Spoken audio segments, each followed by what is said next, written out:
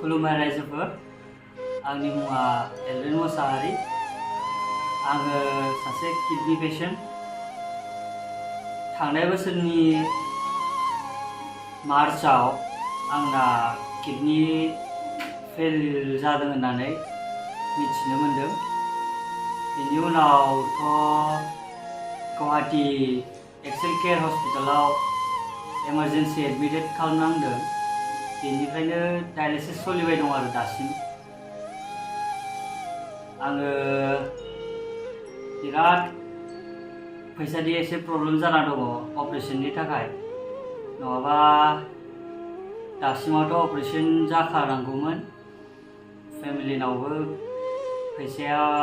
बहुत बाहायनाय जाबाय दासिमाव ओंखायनो आङो एसे डनेशननि थाखाय बे भिडिअखौ बानायनाय जाबाय नोंथांमोना अननानै एसेबाबो डनेशन होबा बिराद हेल्प जागोन बेनोमोन आरो थैंक यू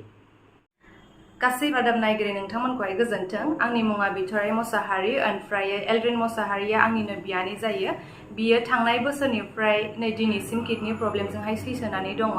ओमफ्राय दा बियो कलकातानि मोनसे private hospital NH Rabindranath Tagore हस्पिटालावहाय ट्रिटमेन्ट लागासिनो दङ बे मासावहाय बेना किडनी ट्रान्सप्लान्ट जानांगौमोन नाथाय माखासे रांनि उसुबिदानि थाखाय बेखौ एडमिट खालामथ'नो हायाखै बिनिखायनो नोंथांमोना जि हायो थाइसे थाइनै डनेशन खालामनो थाखाय आङो खावलायनाय थाबाय आंनि गोसो गोरबोनिफ्राय बा आं न'खरनि जानानैहाय जाहाथे बेखौहाय थाबनो जों हस्पिटालाव एडमिट खालामनानै बेबो जों बायदि नर्मेल लाइफआव फैफिननो हानाय बायदि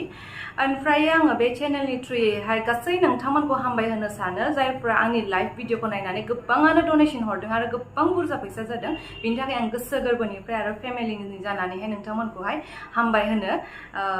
आरो आसा खालामो बिदिनो नोंथांमोना उननि फिउचारावबो हेफाजाब होगोन होननानैहाय गोजोन्थों